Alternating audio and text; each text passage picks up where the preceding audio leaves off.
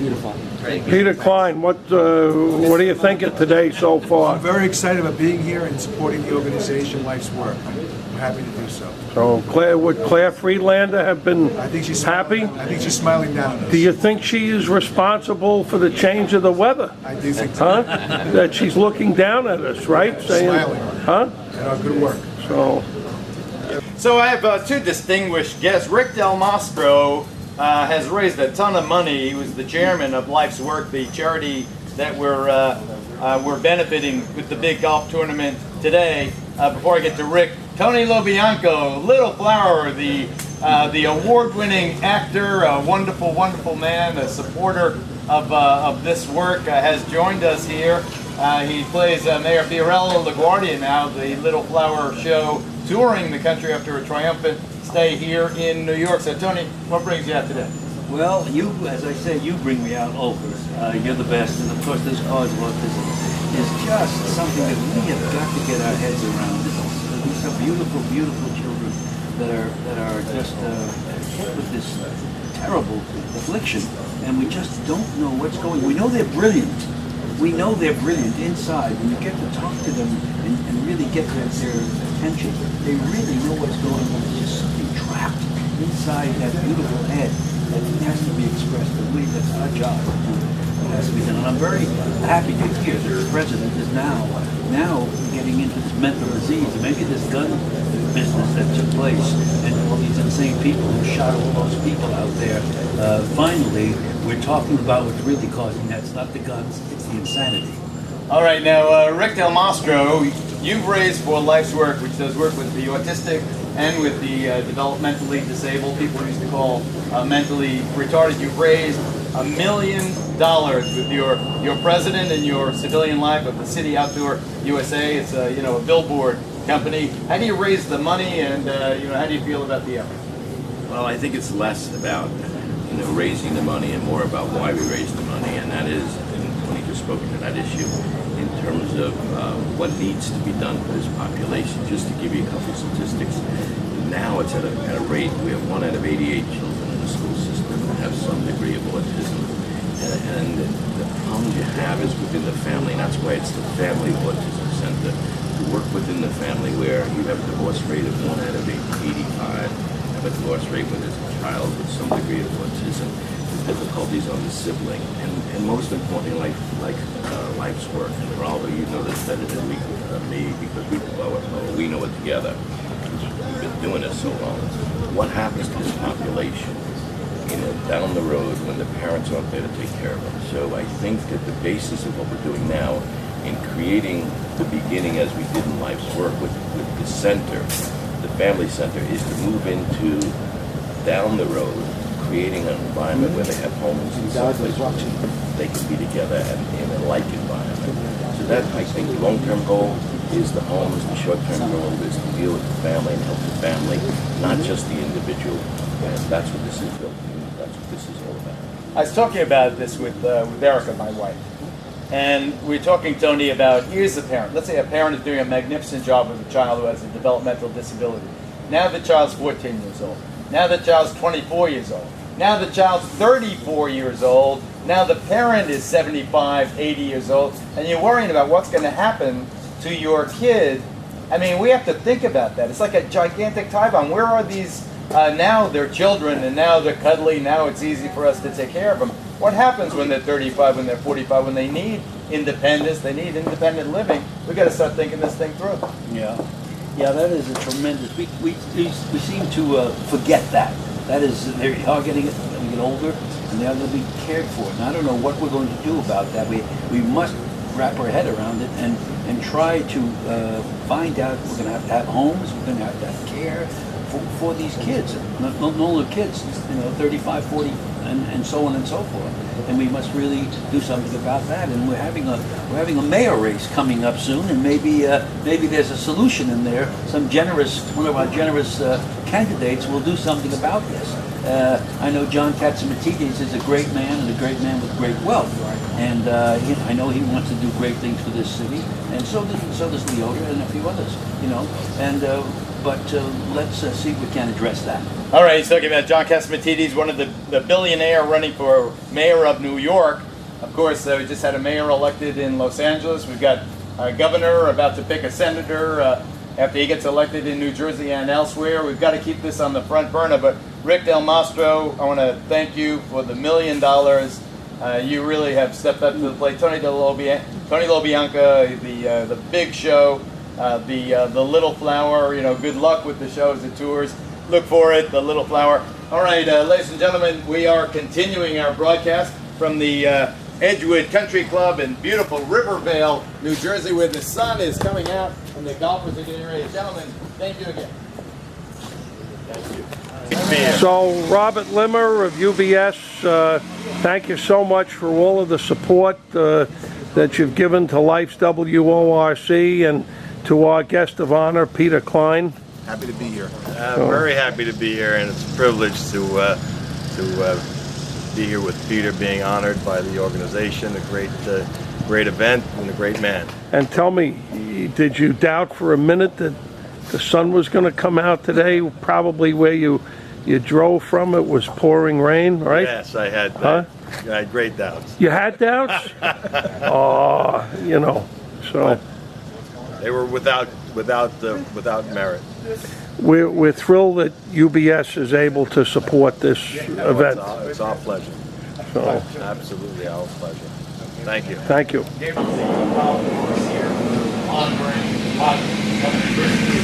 Enjoying the weather. I think we got clear. It's clearing up, so it's never rains like exactly. Unbelievable.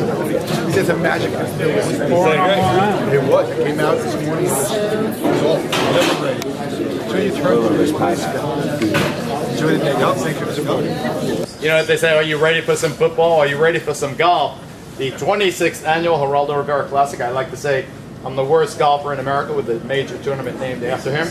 The honoree of this, the 26th chapter of our fundraiser to help the youngsters who would have been institutionalized in days past, is Peter Klein. Peter is not only a big big executive at UBS, the big bank out his office out in Long Island in New York. He's also the president of the Claire Friedlander Family Foundation. And Peter, congratulations on being the honoree. Tell us a bit about the foundation. Thank you, Geraldo. A pleasure to being here, an honor.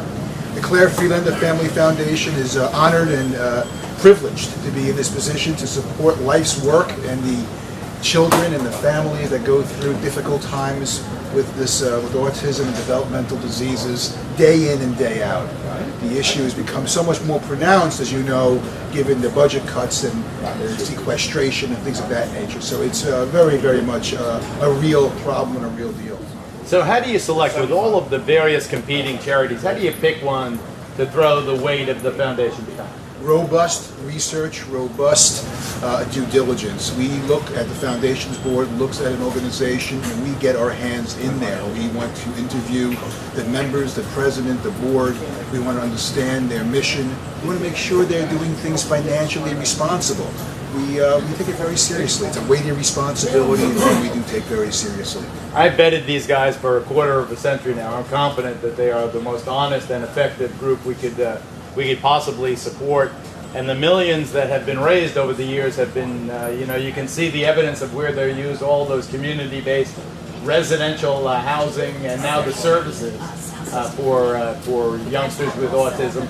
And it's such a widespread problem. It's something that everybody, Jewish, Catholic, Protestant, Muslim, everybody gets involved. Everybody can embrace this one. This embraces life and the allowing people to live to their potential, whatever it is. That's correct. And the point about the kids going through these diseases today, but also those who've had it for a while would now have no place to go. They're out of the school system. Now what? And a lot of the parents are sort of scratching their heads and saying, what do I do? How can I care for my child who's now 20 years old, 25? Yeah, we're talking about that with Tony LoBianca. What do you do? 35 years old, an autistic kid's no longer a kid. You're now aged. There's got to be places. It's true that one out of every 88 youngster is being born with autism, then my goodness, what's going to happen when they're not youngsters, when they're in their middle age and their parents are passing or moving on? It's got to be. Society has to kind of regroup and restructure and understand that we have to provide services and accommodations. It's a demographic issue in our eyes, and it's going to get much more pronounced as time goes on. So we have to get ahead of it and nip it in the bud as best we can and lay the foundation and lay the infrastructure to help these folks. Peter Klein from the Claire Friedlander Family Foundation and from UBS, congratulations on being honored as the man of the day. Thank you so much, sir. Appreciate all your help. All right. So you know about that whole debate over autism. Make another welcome.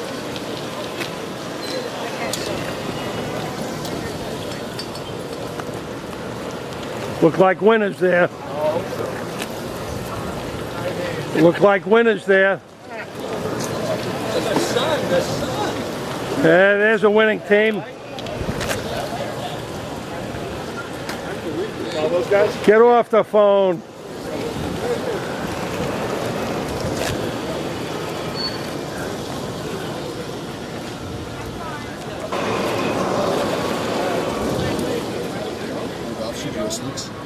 I find these better.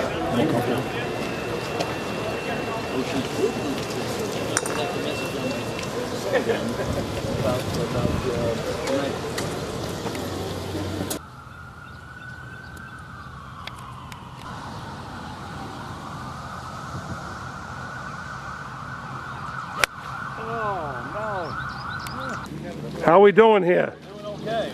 Huh? Nobody's hurt yet, so. Don't worry about it, Paul. Huh? What do we got going? Huh? Nobody lost any limbs, so. You know, this isn't one of these short, tight courses like Nissaquag, you know. Thank God. Oh.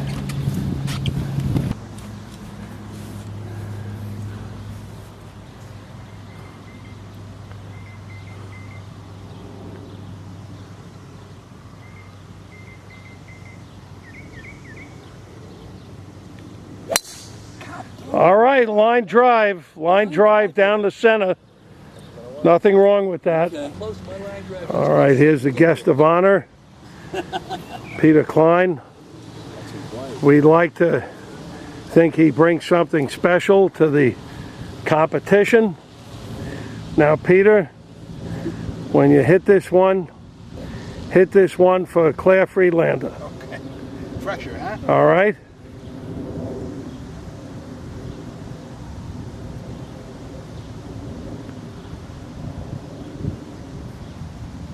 Look at it go! Look at it go! Oh! Just like on television.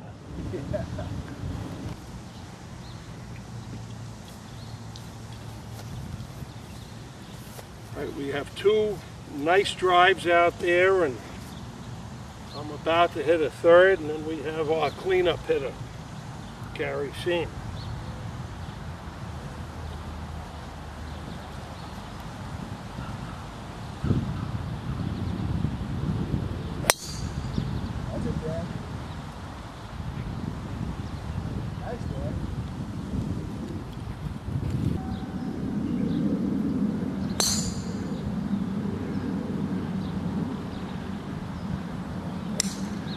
All right, Rich.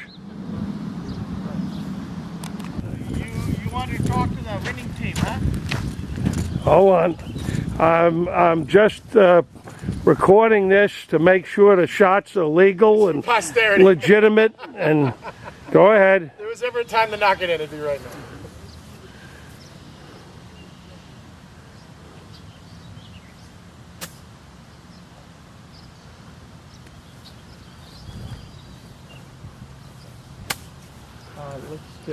Get over.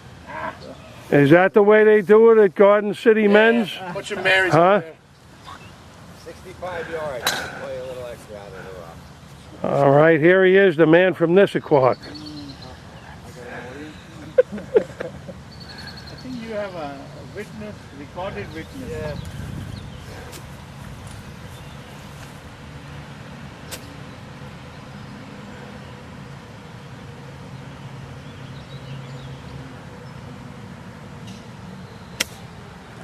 All right, look at that. Look at that.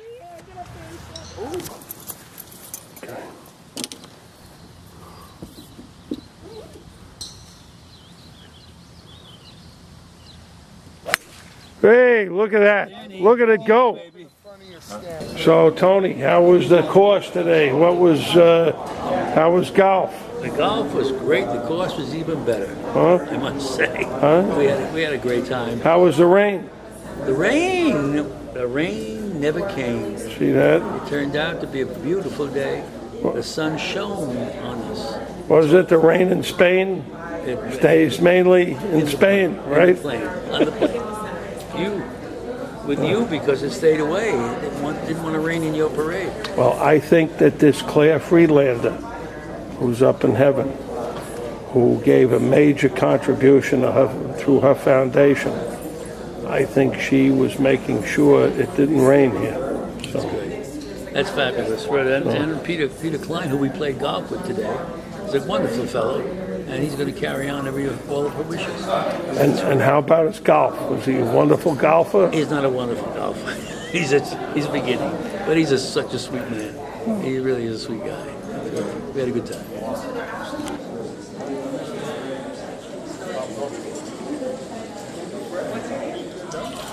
I'm still going good.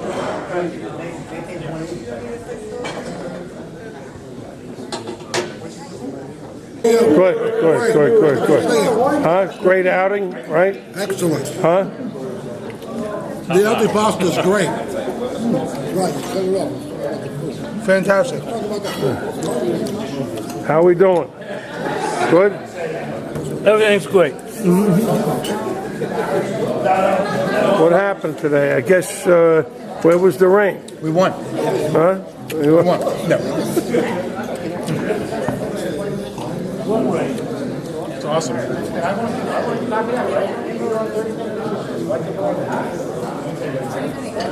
What are you doing there, stuffing your face there? Huh? It was hot. I'm drained. Yeah, drained, huh? I don't want to go down. Yeah, and 8 under, right? We're allowed to have an off day, Dan. We're allowed to have Yeah. Peter, who do we have here? Some old friends and some new friends here. Old friends and new friends.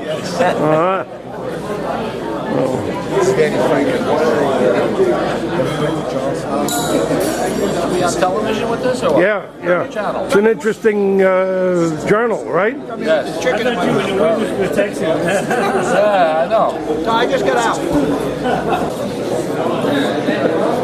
You got that on tape? Yes, honey. Have value, yes, by the way. honey. So here we're talking here. This is video. So well, we're very happy to be here, even though it took us 2 hours from New York. Yes, me too. But we're here, and we're celebrating these wonderful people helping raise money for a very important cause, life work, and to help us get that new school for autism off the ground, and running and rocking. So we're thrilled to be here. and all day in New York it rained to beat the band, right? But not here, right? God blessed us with all of you here today.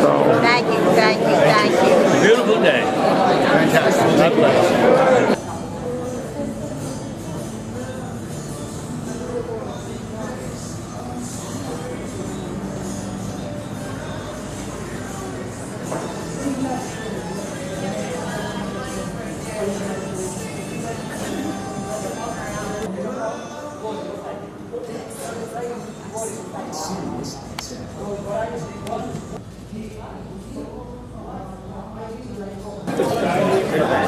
Well, you know, as I look around the room, I notice there are some people who are golfers and some people that are not.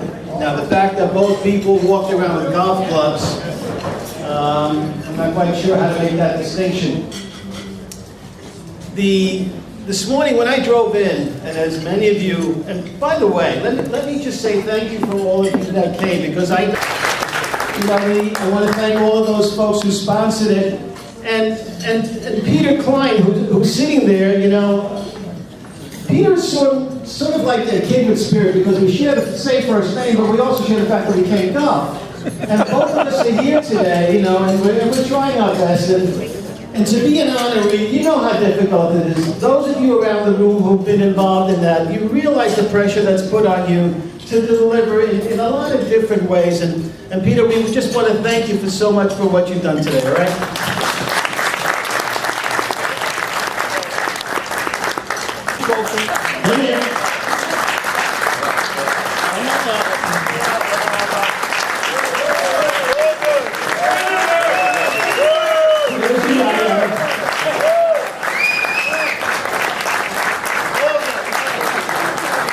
I never win one at golf. Thank you, Peter. Thank you, Matt, Vicki. I thank Leslie, a great job she did. And Jonathan, is Jonathan here? Who's Jonathan? Jonathan Mason here? Hey, there he is. And his great team. I want to thank you. Great team. The Lisa's and Anthony, everybody, Quentin. Just a fabulous, fabulous sales team there. This is part of our lives now. You know, it's so long ago, and yet it's today and it's tomorrow, and this whole notion of what are we going to do with these autistic kids when they age out? I mean, you know, if not us, who's going to do it? I mean, it's just fantastic. I'm very proud to be involved. I hope I'm involved until as long as I'm walking this earth. And it's just a wonderful, wonderful event, a wonderful cause, and I'm delighted to be involved and engaged in it. Matt and the whole team here at Life's Work, we are honored and privileged to be in this position this evening to accept this award. Thank you very much. I've been an investment advisor and a chartered financial analyst for about 30 years, 25, 30 years. Most of it with UBS prior to Payne Weber. One of the privileges I have enjoyed in my career has been the opportunity to meet interesting people. Most of them outstanding. It never fails to amaze me, however, when certain people, and you learn about who they are, what makes them tick, and what drives them, their ambition, their character. All this becomes very motivational with someone in my position, as you can imagine. Let me tell you about my client, Claire Friedlander. The late Claire Friedlander was a Holocaust survivor. She was a teenager during this terrible period in our history, and she ran from atrocity to atrocity. She survived, but she survived because of the goodness of others. Her family and herself were saved by those who didn't know her, who didn't care for her, but knew what was right and what was wrong. And this, the righteous, doing the right thing at a very difficult period in our history, was what she always instilled upon me, and which the legacy we carry out today. The Claire Friedlander Family Foundation welcomes the opportunity at this golf tournament today to present the Life's Work with a $25,000 grant.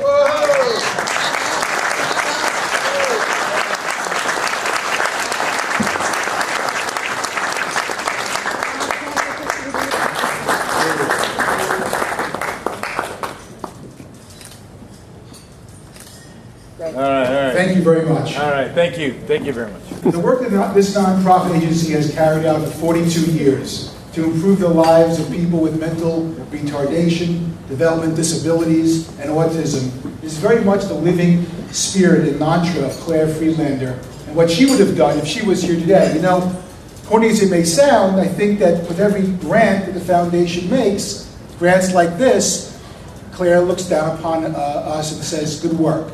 And I'm proud to be the vessel to which this is being done. Before I close, I'd like to acknowledge my colleagues at UBS Financial Services for their enthusiastic support and participation today, including my friend Bob Limmer. Thank you, Bob. Thank you for this opportunity and recognition as your guest of honor at this event. I really appreciate it. Thanks. All right, well done.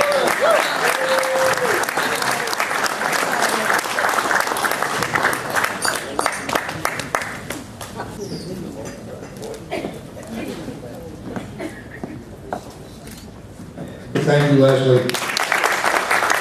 The second person is Leslie planted the seed to Marty Berman, and if you do that to Marty Berman, the idea is going to happen. And Marty brought it to fruition. He called, he offered it, and happy to say no.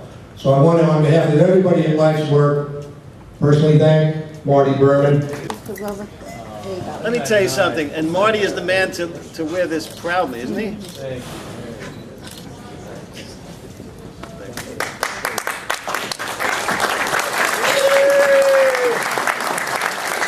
I kid Geraldo that I think I'm the longest running woman in his life. We've known each other about 42 years. Oh my God. But you know, it goes back to when I was a young mother and my daughter Lara was at Willowbrook. And we had started, pardon me men, the Women's Organization for Retarded Children, WORC. And it was really a wonderful world of women who said, you know, Vicki, for the grace of God, there go I. Can I help you? And so we organized these wonderful women to raise money and to raise the banner of what we do. And literally, we sent busloads of volunteers to Willowbrook. And the struggle doesn't end. So here's to many more years of golfing together. May I be the longest living woman in your life forever. Thank you everyone for being here today.